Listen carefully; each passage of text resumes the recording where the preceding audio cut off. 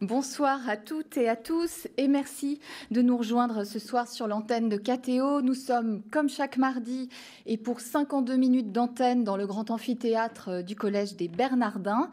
Et ce soir, nous parlerons médecine et éthique biomédicale en nous intéressant à un domaine qui suscite aujourd'hui de grands espoirs et une forte médiatisation, celui de la thérapie cellulaire. Nous allons tenter de comprendre quels sont aujourd'hui les grands enjeux médicaux et éthiques liés à la recherche sur les cellules souches. Alors, pour nous éclairer sur ce sujet, je vous présente nos 4 invités présents sur ce plateau.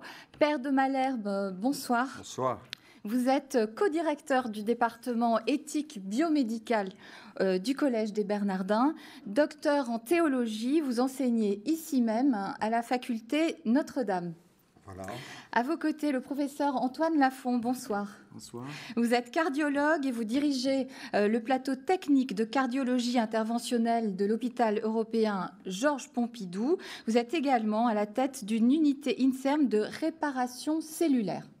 Artérielle. Artérielle.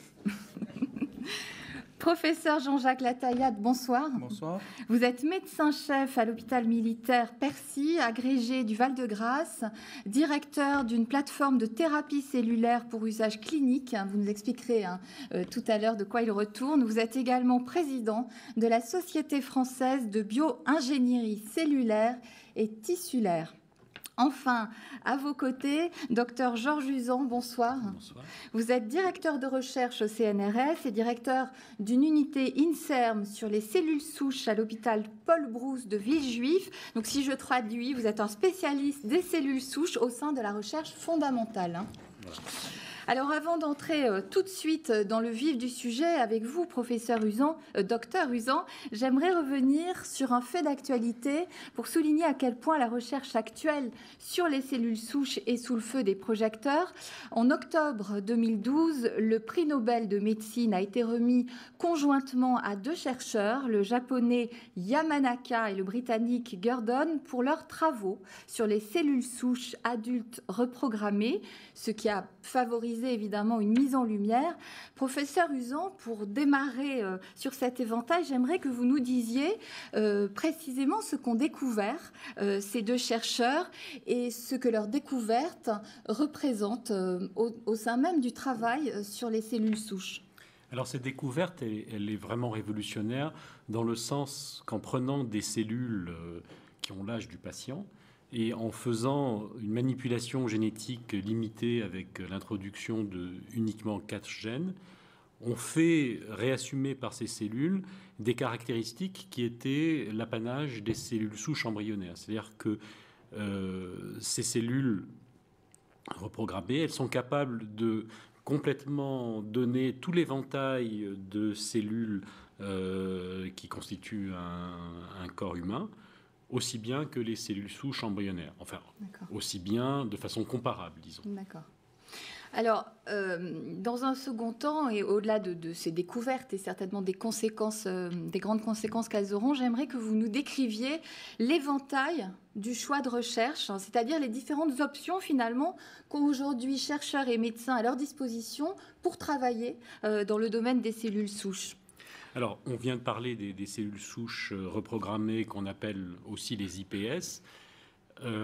Donc, si on part de l'éventail le plus large et qu'on va vers le plus restreint, donc les cellules qui étaient jusqu'à présent connues comme étant la référence de la cellule souche sont les cellules souches embryonnaires, parce que justement, elles sont capables de pouvoir générer, c'est leur rôle physiologique, mais en culture également, l'ensemble des cellules qui vont composer les tissus d'un être humain.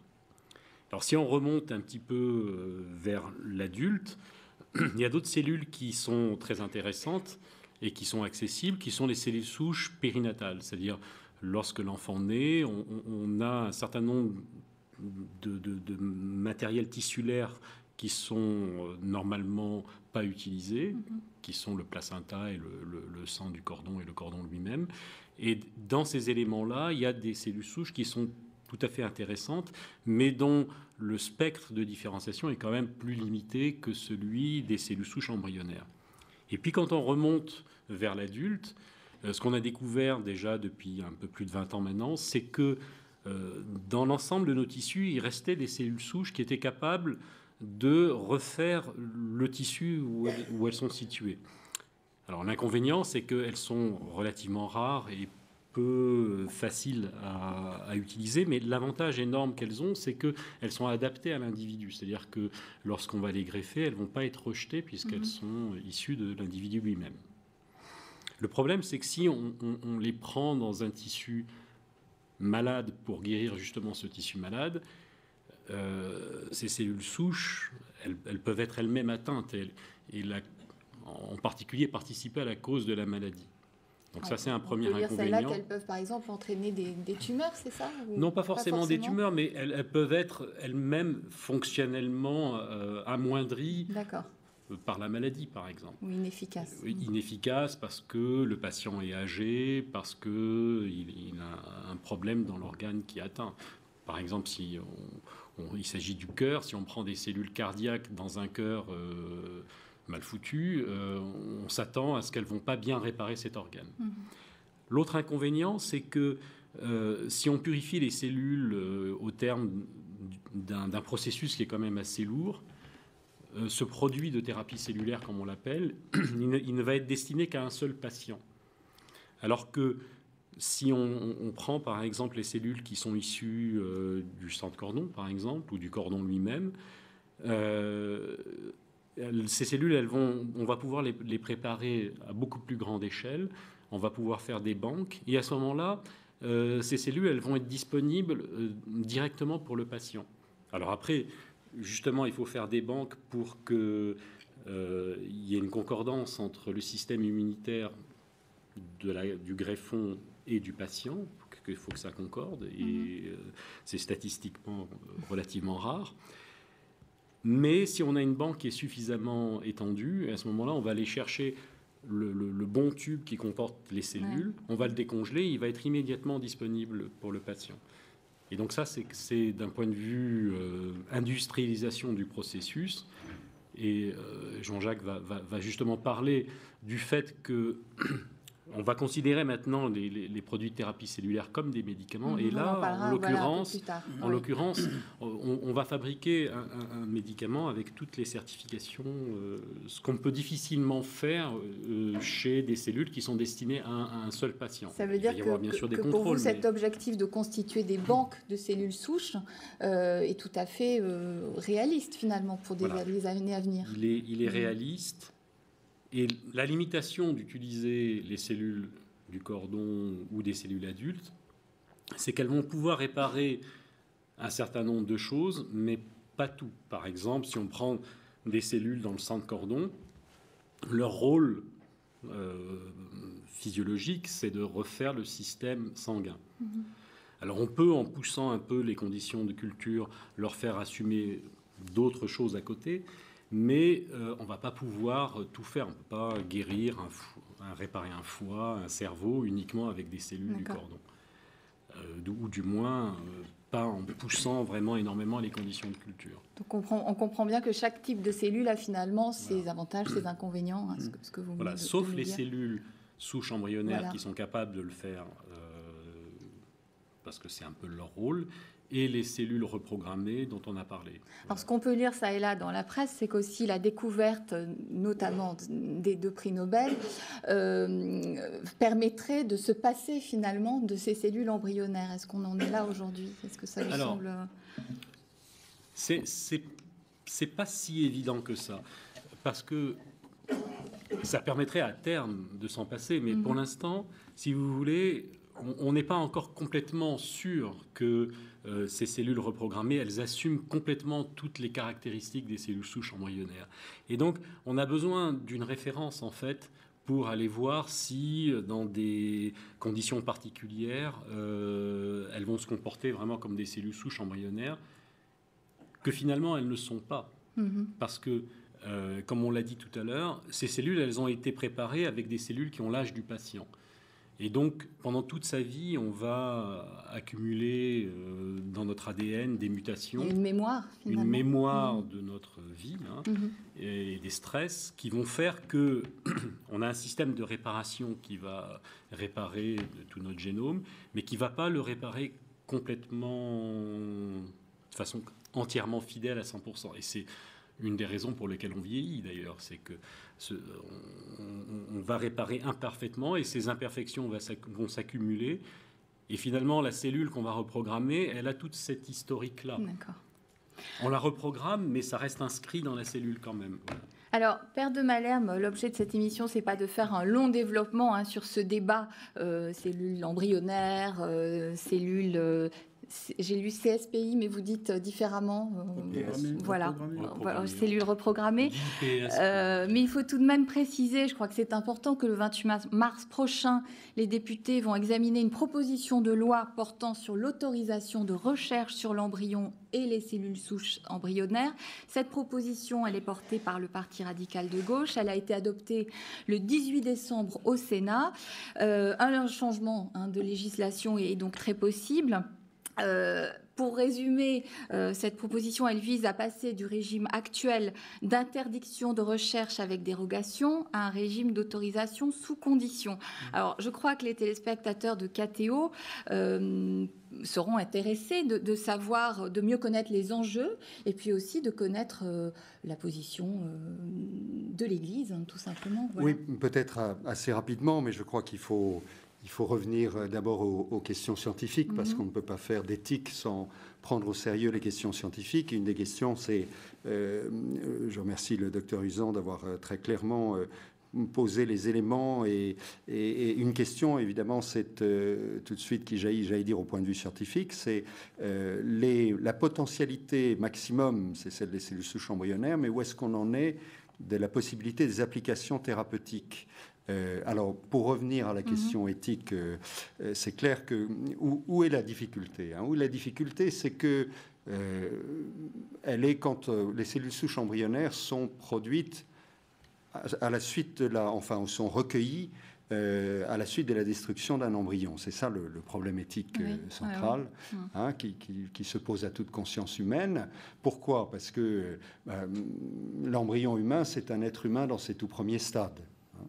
Et le rôle de la loi, comme le dit l'article 16 de notre Code civil, c'est de respecter l'être humain dès le commencement de sa vie.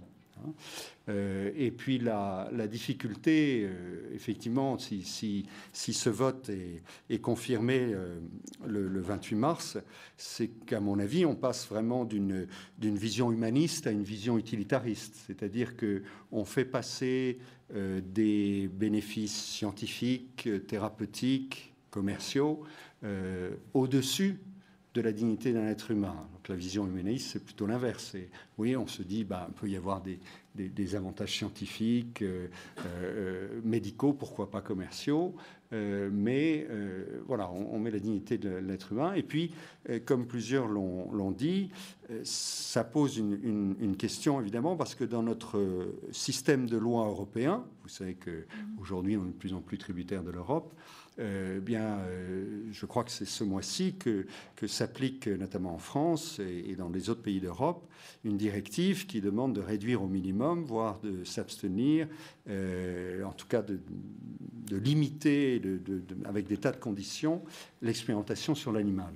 Alors, finalement, l'embryon humain deviendrait moins protégé que l'animal. Et je pense que ça pose une question éthique. Mais là encore, peut-être nous reviendrons plus tard sur ce débat éthique. Mais je pense que c'est important d'aller un peu plus à fond dans le dossier scientifique. Quelles sont les applications vraiment concrètes pour la vie des patients aussi. Alors, professeur Lataillade, concrètement, justement, pouvez-vous nous dire sur quelles applications médicales vous travaillez, peut-être dans un premier temps à l'hôpital militaire Percy, pour des applications plus spécifiques. Est-ce que vous pouvez nous en dire un petit peu plus? Oui, tout à fait. Alors, nous nous intéressons depuis une dizaine d'années à l'hôpital militaire Percy, donc dans les armées, aux cellules souches, bien sûr, pour la réparation tissulaire des militaires qui pourraient donc être blessés. Nous nous intéressons à un type particulier de cellules souches qui sont des cellules souches adultes et qui sont des cellules souches qu'on appelle mésenchymateuses, donc qui ne sont pas les cellules souches dont a parlé Georges Uzan, qui sont à l'origine des cellules dérivées du sang, mais qui sont des cellules qu'on trouve dans des niches dans l'organisme, des sortes de sanctuaires à cellules souches, justement. Et ces cellules, outre leur caractère multipotent, c'est-à-dire des cellules qui vont être capables de donner naissance à des cellules différenciées, des cellules spécialisées comme des cellules de l'os ou du cartilage, ces cellules ont un pouvoir extraordinaire de produire des facteurs de croissance. Et parmi ces facteurs de croissance et d'autres molécules qui nous intéressent, il y a des molécules anti-inflammatoires. Et ces molécules anti-inflammatoires, justement, vont permettre à ces cellules d'avoir des propriétés qui vont se rapprocher quelque part des médicaments. Et là, on va arriver sur la nouvelle réglementation, mais qui font qu'aujourd'hui, ces cellules souches, elles deviennent quelque sorte des médicaments. Et donc, cette propriété qu'on appelle trophique de ces cellules, eh bien, c'est ça qui va permettre de réparer certaines lésions tissulaires. Et en particulier, nous, à Percy, on a eu l'idée en 2005, pour la première fois, avec nos chirurgiens, de traiter des brûlures très particulières qui sont des brûlures cutanées induites par des rayonnements ionisants, qui sont accidentelles, c'est des accidents d'industrie souvent. Et ces brûlures donc, sont assez catastrophiques sur le plan de l'évolution, puisqu'elles aboutissent souvent à des amputations de membres. Et donc, on a eu l'idée d'associer au geste chirurgical qui va permettre d'enlever les tissus brûlés, des injections de ces cellules souches qui ont été prélevées chez le blessé lui-même. C'est-à-dire qu'on prélève dans sa moelle osseuse un certain volume de cette moelle et qu'on va mettre en culture. Et à partir de cette moelle, on va isoler de façon spécifique ces cellules souches. Donc on va les amplifier, la culture, les techniques de culture vont permettre d'en obtenir un grand nombre et du coup de pouvoir les injecter directement dans la lésion. Et là, donc, on a eu la surprise de voir cicatriser ces lésions et de permettre donc de pouvoir sauver les membres à ces patients. De quand date votre premier 2005. cas 2005, ça a été le premier cas. Et depuis, on a une petite dizaine de cas, donc qui sont des cas essentiellement qui viennent de l'étranger, des accidents qui ont lieu surtout à l'étranger, qui sont adressés à l'hôpital Percy maintenant, où on commence à avoir une expérience dans ce domaine qui est de renommée internationale. Alors, il y a aussi un autre aspect de votre activité, c'est la société de bioingénierie cellulaire et tissulaire que vous avez créée. Est-ce que ça représente des applications encore Alors, je ne l'ai pas créée, c'est une société qui existe depuis longtemps.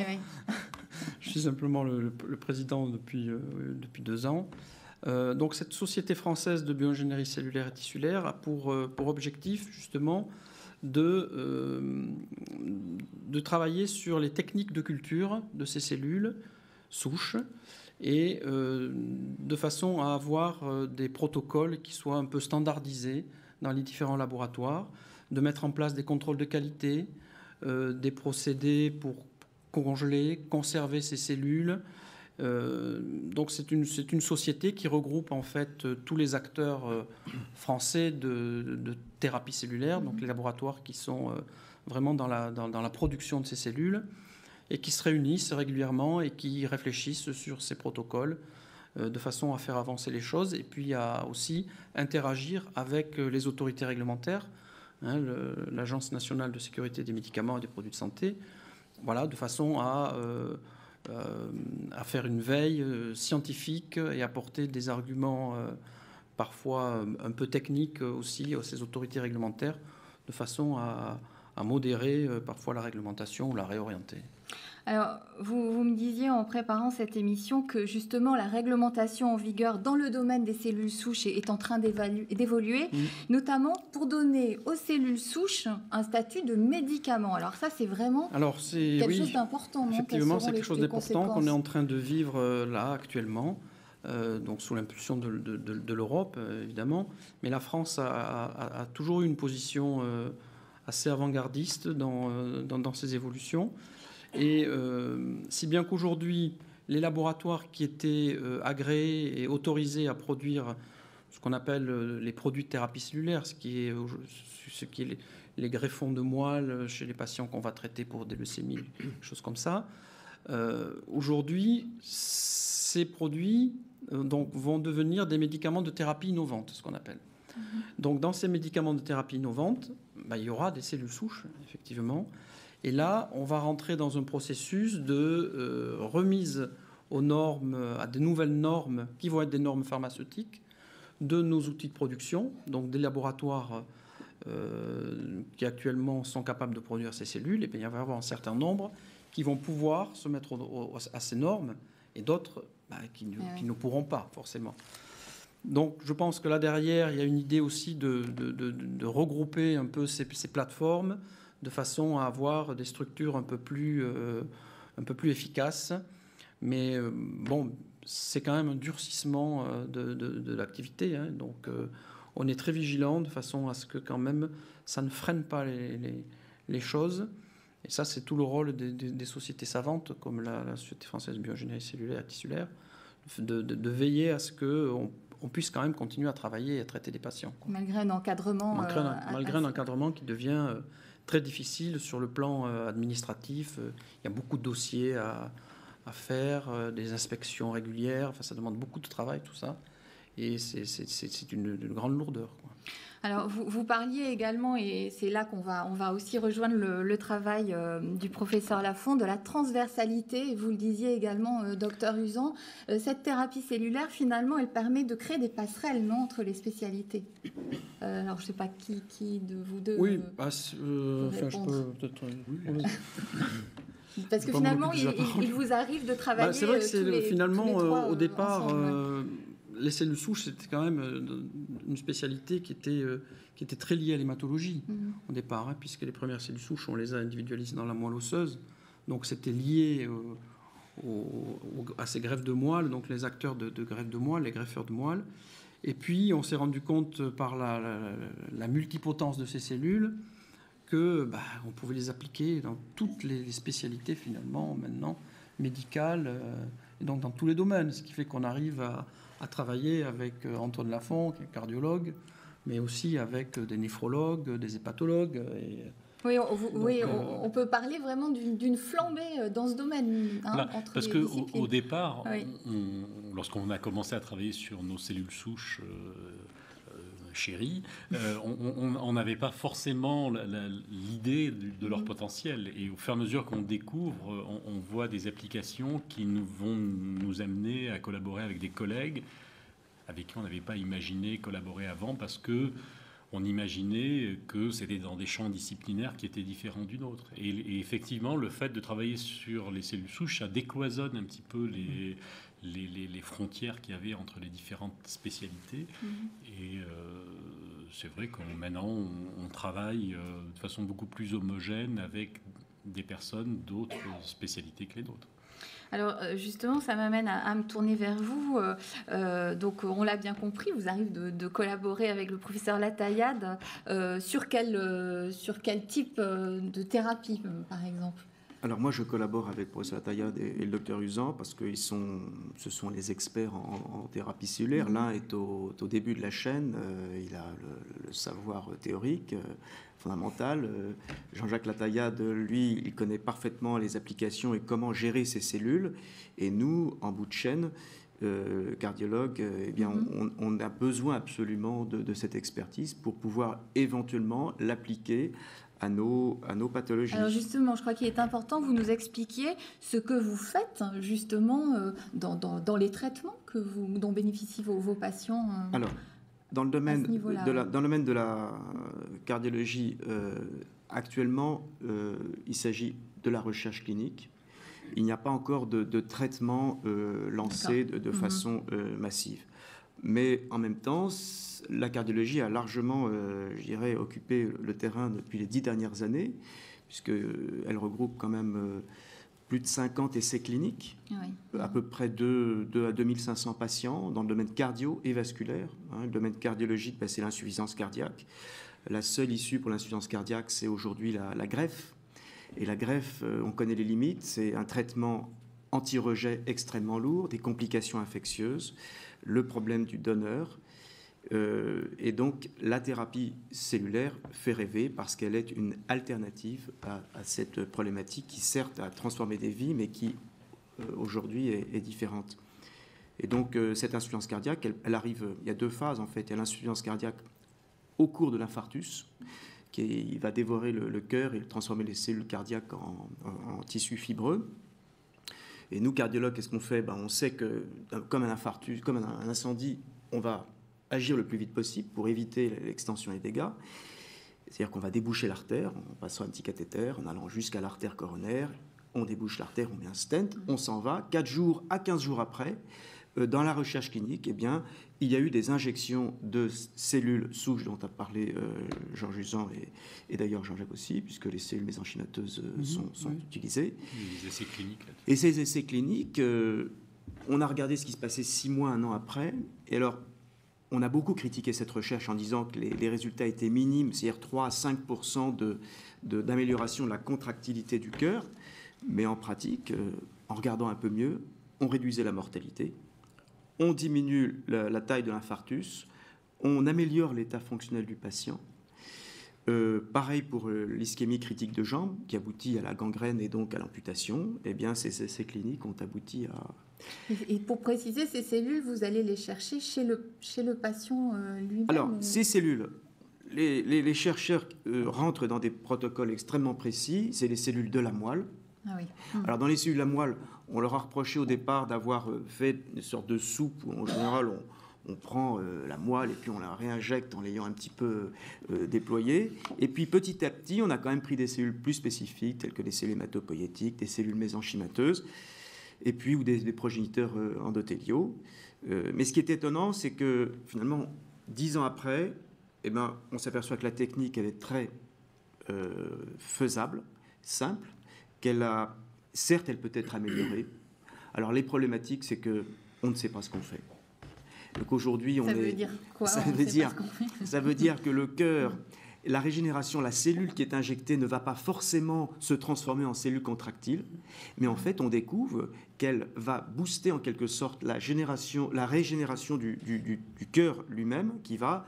C'est un petit peu si elle aide toi et si elle t'aidera, c'est assez extraordinaire. Alors c'est vrai que ça apporte beaucoup de modestie parce qu'on envoyait des cellules qu'on imaginait un petit peu comme, vous savez, quand on a une pelouse qui est un peu abîmée, alors on va replanter les trous en mettant des morceaux, en plantant les cellules. Et en fait, c'est différent. On a réveillé un système endogène qui, comme le disait Georges Uzan, était sur place mais un petit peu en hibernation. Et je dirais que les 3 années qui viennent de s'écouler, eh ben on a tiré les leçons. Quel type de cellules? Quelle quantité de cellules? Quand est-ce qu'il faut injecter? Comment faire l'ingénierie tissulaire, cellulaire? Et ça, ce sont eux qui sont les spécialistes. Il y a des facteurs qui vont réveiller les cellules souches circulantes, qui vont favoriser la mobilisation de ces cellules humaines. Il y a d'autres facteurs qui vont... On parlait des cellules IPS. Aujourd'hui, les cellules IPS sont un espoir en cardiologie et Dr Dimler a pu montrer que par une technique alternative, et je vais me faire taper sur les doigts, des micro-ARN, eh bien, on peut loin pour vous taper sur les doigts. Mais qui contournent en feu les difficultés qu'on a opposées aux cellules IPS. Ça veut dire que Yamanaka utilisait des oncogènes, c'est-à-dire Yamanaka, c'est donc le prix Nobel. Le prix Nobel, voilà, qu'il utilisait des virus et que dans la thérapie cellulaire des essais à Necker, on avait montré que les cellules souches qui avaient été manipulées avec des virus avaient été associées à des survenues de leucémie. Aujourd'hui, avec ces micro-ARN et avec d'autres méthodes, on peut contourner ce problème. Et c'est vrai que les cellules IPS, on contourne l'immunogénicité. Reprogrammé, hein, IPS, c'est reprogrammé, les cellules du prix Nobel. Voilà. Et que c'est un espoir. Juste rajouter, c'est parce que ces techniques alternatives, au lieu que la modification soit génétique et inscrite dans le génome des cellules, c'est transitoire, c'est-à-dire que ce n'est utilisé que pendant le temps de la reprogrammation, et puis après, ça disparaît. Et donc, la cellule qui a été reprogrammée, elle ne garde pas de trace des outils qui ont servi à leur reprogrammation. Et donc, c'est en ce sens où, par rapport à la technique initiale de Yamanaka, c'est un progrès considérable parce que on se retrouve avec une cellule qui est normale en fait. Enfin, normale entre guillemets, puisqu'on l'a quand même manipulée, mais elle ne garde pas les traces de l'événement qui lui a fait acquérir ça. Donc ça veut dire que dans votre spécialité, professeur Lafond, les espoirs sont très grands. Vous disiez même avant l'émission qu'on avait eu beaucoup d'espoir dans le domaine de la thérapie génique il y a une dizaine d'années, mais que finalement les applications de ce qu'on fait en thérapie cellulaire vous paraissent plus grande et plus nombreuse. C'est vrai qu'il faut être très modeste, et la thérapie génique c'est la capacité de faire exprimer à une cellule un nouveau produit, une nouvelle protéine, par l'intermédiaire d'un petit morceau de gène qu'on va transporter à l'aide d'un virus. Et si sur le papier ça paraît miraculeux, en pratique, l'application était grevée de complications telles que la réaction inflammatoire et immunogène entraînée par ces adénovirus et les autres. Et donc, les scientifiques, et qu'ils soient fondamentaux ou cliniciens, avec un certain bon sens, ont un petit peu laissé tomber cette technique qui n'était pas... Toute technique qui, en médecine, n'est pas simple, qui n'est pas facilement transmissible, est voué à disparaître. Et ça, je crois que dans le débat qui a lieu, c'est aussi très important à comprendre. Donc, pour revenir, pour conclure un petit peu sur la thérapie en cardiologie, oui, il y a des espoirs très importants. Le travail qui a été fait par les cliniciens au départ, qui était peut-être avec un peu trop d'enthousiasme, pas tout à fait réglé, a néanmoins permis de poser les bases pour... dans les années à venir, avec les cellules iPS, avec les cellules mésenchymateuses allogéniques, avec d'autres, peuvent nous permettre de se dire on va mieux appliquer, tirer les leçons de ce que l'on a fait, et on peut encore réduire la mortalité, améliorer l'état des patients et éviter d'amputer des jambes. Dans les années à venir, ça voudrait dire quoi? Parce que c'est pas immédiat? Ça va aller vite. On a déjà les essais cliniques de phase 1 et 2 pour les cellules souches de la moelle sont déjà terminés. On va commencer des essais cliniques en phase 3, que les cellules iPS vont certainement passer aussi en phase 1 dans quelques temps. Je parlais des cellules mésenchymateuses qu'utilise Jean-Jacques Lataillade. Par exemple, elles peuvent contourner la complication qu'on avait citée au départ sur les échecs de greffe standards, que sont le fait que le donneur va reconnaître, le receveur va reconnaître le donneur. Eh bien, ces cellules, et Jean-Jacques saura mieux l'expliquer que moi, contournent en quelque sorte cette difficulté, et donc ça rend la technique beaucoup plus simple. Et on peut prévoir des banques beaucoup plus élargies. Oui, ce sont des cellules qui ont la faculté, qui ont une certaine naïveté immunologique. C'est-à-dire qu'elles sont tolérées en fait d'un individu à l'autre. Mes cellules seraient tolérées par celles. Très imagé, mais c'est compréhensible. Donc, ce qui permet justement l'intérêt de ces cellules-là, c'est qu'on peut constituer des banques et qui pourraient être donc utilisables en urgence chez n'importe qui. Mais ce que vous disiez également, professeur Lafond, ensuite je vais donner la parole au père de Malherbe, c'est que vous vous retrouvez également face à certaines limites dont vous me parliez au sein même de la thérapie cellulaire. On ne peut pas encore faire tout ce qu'on voudrait. Non, d'abord parce que heureusement, on travaille dans le cadre de la recherche clinique. La recherche clinique doit être ensuite... on revient sur les législations, l'autorisation d'utiliser certains produits qui soient considérés comme produits de substitution, cellules... et on ne peut pas, en effet, heureusement d'ailleurs, parce que sinon, dans certains pays, certaines personnes, les gens qui font n'importe quoi, et ça risque de mettre en péril d'abord la santé des patients, mais ce qui est aussi grave et plus, c'est une technique qui est pleine de potentiel. Et ça, c'est extrêmement important de rester prudent et d'avancer pas à pas sur ce qu'on appelle une recherche translationnelle. C'est-à-dire qu'on a un modèle animal, on l'applique ensuite chez l'homme. Et on répond à des questions précises. Et quand on amène ensuite, on peut largement la diffuser à la population. Est-ce que vous me permettez un petit commentaire? Bien sûr.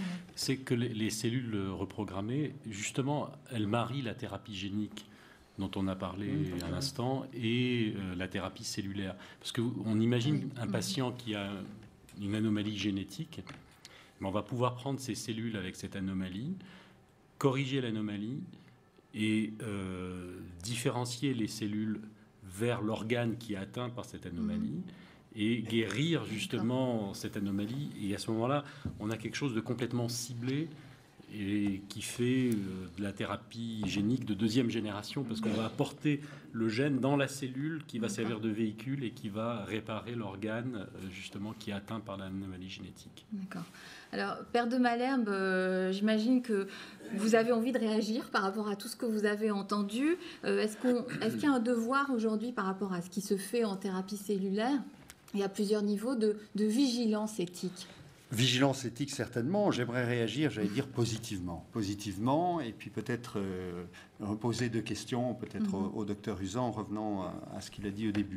Réagir positivement parce que je crois qu'à notre modeste échelle, nous essayons de faire ce que malheureusement nous sommes privés de faire au niveau national. C'est-à-dire que je partage la grande inquiétude de beaucoup, alors que la loi de 2011 finalement demandait un débat large dès qu'on touchait des questions dont on perçoit tous quelles sont des questions fondamentales, des états généraux avaient été lancés. On comprend bien que sur ces sujets, on n'est pas forcément d'accord, mais là, encore une fois, passe en catimini dans nos chambres parlementaires une décision très, très lourde, d'ôter l'interdiction de principe sur la recherche sur les cellules souches embryonnaires. Et moi, je garde toujours en mémoire cette affirmation du Comité consultatif national d'éthique qui, je crois, vient du philosophe athée Lucien Sèvres. La manière dont on traitera l'embryon humain sera la manière dont on traitera tous les humains. C'est un peu une référence. Mais je crois que ce qui est très important, c'est quelles que soient nos convictions éthiques, et vous avez compris que j'ai des convictions éthiques fortes, il faut... nous devons la vérité, j'allais dire, scientifique. J'avais deux questions à poser au docteur Uzan, mais bien sûr à nos trois autres intervenants. D'abord... Finalement, je reprends ma question. Vous avez dit que les cellules souches embryonnaires avaient présenté le maximum de potentiel, même si les cellules souches IPS s'en rapprochent. Mais au point de vue application clinique, nous avons entendu des applications concrètes ou espérées sur des cellules souches adultes, pour dire rapidement. Est-ce que finalement, alors que les cellules souches embryonnaires, ça fait à peu près une vingtaine d'années qu'on travaille dessus, où est-ce qu'on en est par rapport à cela? Et j'ai entendu que vous disiez il faut qu'il y ait un standard quand même de recherche, les cellules souches embryonnaires. Je constate, si je ne me trompe, que par exemple les cellules souches IPS ont été découvertes grâce aux travaux sur des cellules souches embryonnaires animales.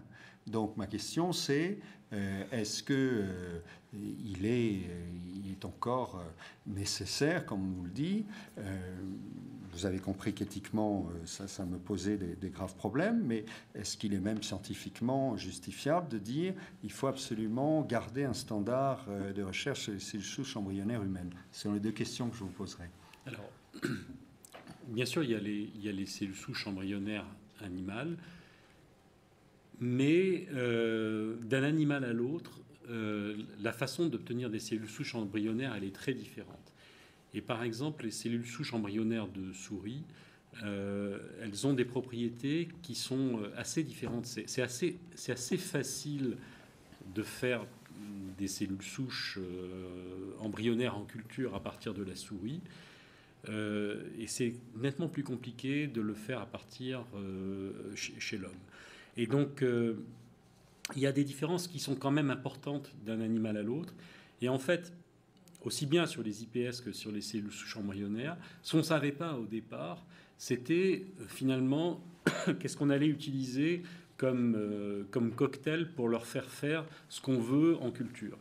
On sait qu'elles ont le potentiel, puisque physiologiquement, c'est ce qu'elles font chez l'embryon, mais dans une boîte de culture, c'est complètement différent quand même. Et donc ça, de savoir exactement le bon dosage, le facteur de croissance, etc., c'est quand même assez délicat. Ça demande des années de recherche et c'est en partie transposable d'une espèce à l'autre. Bon, si par exemple on va prendre des primates par rapport à des cellules humaines, des différences elles vont être moins forte que d'une souris à un homme, mais il y a quand même des différences. Donc voilà, ça c'est quand même une réalité. Alors après, là, sur les cellules souches reprogrammées, ce qu'on peut dire quand même d'une façon objective, c'est qu'on manque de recul quand même. Donc la découverte, elle date de 2006. 7 ans dans un domaine de recherche aussi complexe que celui-ci, c'est quand même, on en est au balbutiement quand même. Même si les choses ont été apparemment très rapidement finalement. Oui, les choses ont été très vite.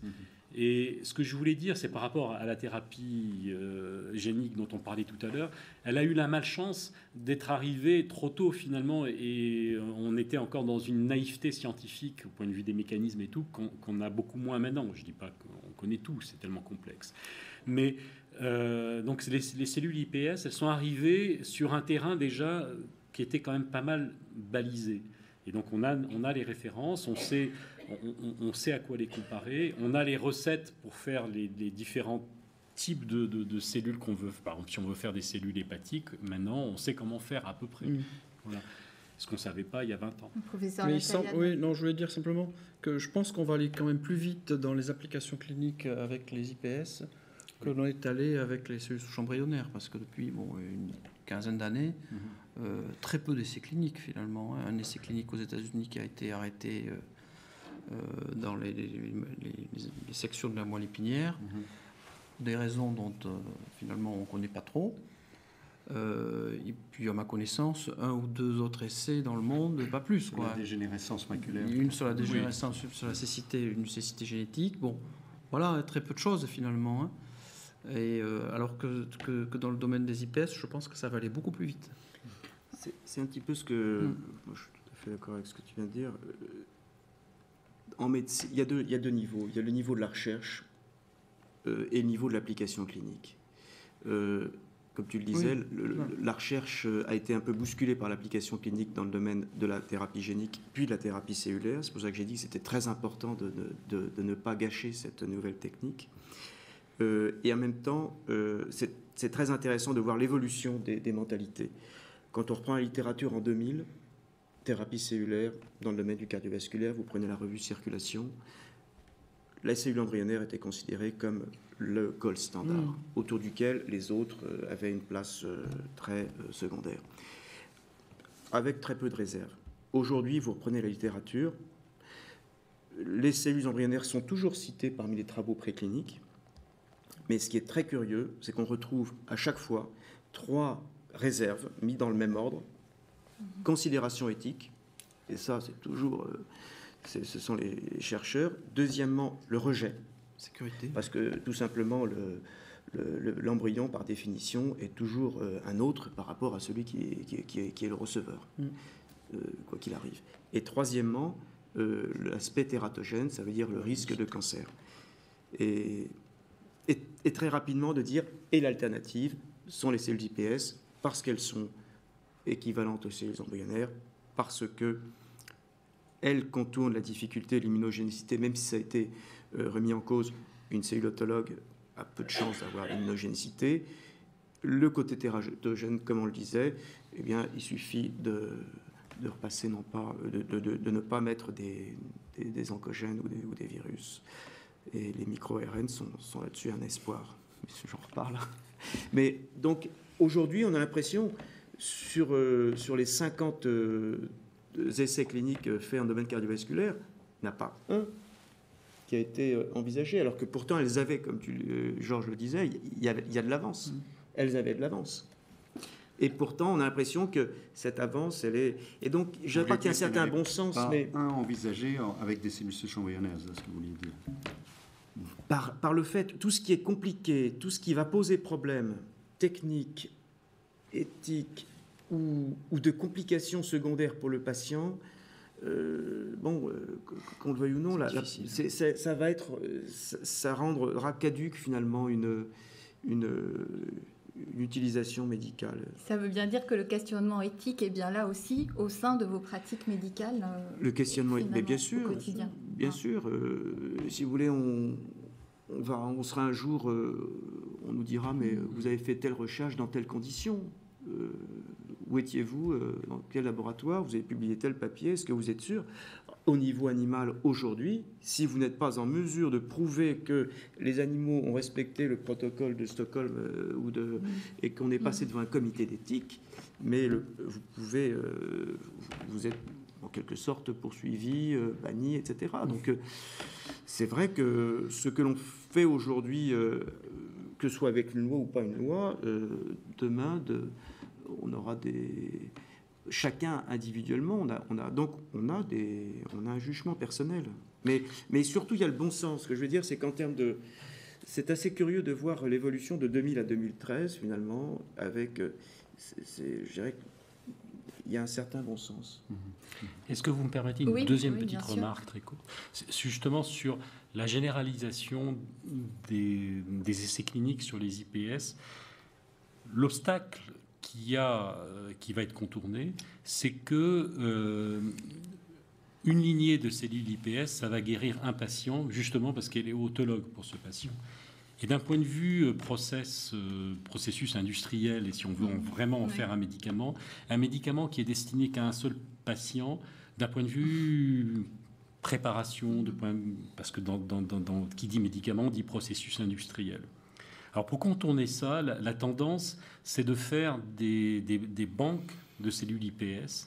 Parce que si le patient est une personne âgée, on a dit qu'on accumule les mutations dans sa vie, donc on va faire des cellules IPS qui vont peut-être être de plus mauvaise qualité que si on avait un individu en bonne santé et tout ça. Donc la solution, c'est plutôt ça. C'est-à-dire, c'est de faire des banques et en regardant bien les systèmes HLA avec un certain nombre de HLA qui sont très communs, on peut couvrir en ayant finalement peu d'éléments dans la banque, on peut couvrir une grosse majorité de la population et donc avoir des cellules IPS qui vont être de grade médicaments comme on l'a fait, parce que le but c'est ça finalement, c'est de pouvoir avoir des médicaments qui vont servir au plus grand nombre, sinon ça va rester une médecine de riche destinée à des patients très particuliers qui vont pouvoir extrêmement sophistiqués. Alors que si on arrive à en faire de les préparer de façon industrielle, ça va énormément limiter les coûts et rendre ça accessible au plus grand nombre. Quand on parle de vigilance éthique, et ça je m'adresse vraiment à tous les quatre, on parle aussi des enjeux économiques liés à toutes ces recherches. On voit bien que le Japon, par exemple, met tout en œuvre, donne des millions vraiment à la recherche pour devenir leader dans ce domaine. Mais on sait aussi qu'il y a des laboratoires privés qui souhaitent vraiment faire avancer. Et puis ce qu'on lit ça et là, parfois malheureusement dans la presse, c'est ces tentatives ou ces risques de marchandisation sur Internet. On en a entendu parler en Chine également. Alors, comment vous imaginez que cela puisse être encadré? Est-ce qu'il y a vraiment également, est-ce que ce risque existe réellement? Il existe, c'est sûr, il existe. C'est en ça que la réglementation, elle est importante. Il existe à plusieurs niveaux. On a tous vu à la télé ou sur Internet des cliniques privées qui vont vous proposer de vous injecter des cellules souches parce que vous allez avoir une arthrose, à l'étranger. On propose ça, oui. Qui sont tout à fait... c'est du charlatanisme. Hein, mais ça, je crois que c'est important de dire que c'est du charlatanisme au public. Et puis à côté de ça, vous avez aussi toutes ces publicités autour des banques privées, de cordons qui vont dire aux mamans venez stocker votre cordon de votre bébé, on va garder ces cellules souches pendant 20 ans et puis ensuite il aura... Et qui culpabilise les parents, donc ça c'est pareil. Si vous ne le faites pas, vous ne pensez pas... Donc il faut vraiment souligner que les gens doivent aller vers ça, je souligne que c'est totalement interdit en France, hein, que ces sollicitations existent dans les cliniques, il y a du démarchage qui est fait dans ce sens, alors que c'est totalement interdit. Parce que il y a du démarchage pour envoyer le sang de la maman à l'étranger, ce qui est parfaitement illégal. Ce qui est totalement illégal. Donc donc ça c'est les dérives forcément liées à ce domaine des cellules souches, et c'est pour ça que l'encadrement réglementaire est important. Et aussi que nous, médecins, nous devons être vigilants dans ce domaine et puis le dire. Et être dans l'explication vraiment comme vous l'êtes ce soir, Père de Malherbe, le mot de la fin. Le mot de la fin, moi je l'emprunterai à mon voisin, c'est le bon sens. Vraiment, cela augmente ma révolte intérieure, même si j'essaye de rester dans la paix, mais par rapport à ce qui va se jouer dans quelques jours, on nous explique ici que vraiment toutes les raisons vont dans le sens de l'utilisation des cellules IPS, des cellules souches adultes. Si cette proposition de loi passe, elle va supprimer ce qui est actuellement dans la loi, c'est-à-dire l'encouragement d'autres sources que les cellules souches embryonnaires. J'ai vraiment l'impression qu'on est complètement à revers, c'est-à-dire qu'on essaye de nous fourguer, pardonnez-moi l'expression, quelque chose qui est anachronique, et qui, encore une fois, met en cause profondément le socle éthique de notre civilisation. Donc, je remercie encore notre intervenant qui ont été honnêtement nous dire voilà ce qui se passe, voilà ce qui est, sans du tout exclure scientifiquement telle ou telle possibilité, mais en montrant les difficultés médicales, les difficultés éthiques, les difficultés scientifiques, et j'espère que nous retrouverons dans notre pays un bon sens pour que la science et l'éthique puissent avancer de concert. Alors, cette émission est maintenant terminée. Je tenais vraiment à vous remercier tous les trois. Vous avez fait un effort très grand pour être compréhensible aussi par le public, et c'est vraiment réussi. Donc, merci à vous. Merci, Père, pour votre présence sur ce plateau. La semaine prochaine, un autre mardi des Bernardins pour un débat sur une question d'actualité encore inconnue de nous à ce jour. Et c'est mon confrère Christian de Cacré qui sera présent sur ce plateau. Voilà, à très bientôt pour un nouveau mardi des Bernardins et bonne fin de soirée sur KTO. Merci, au revoir.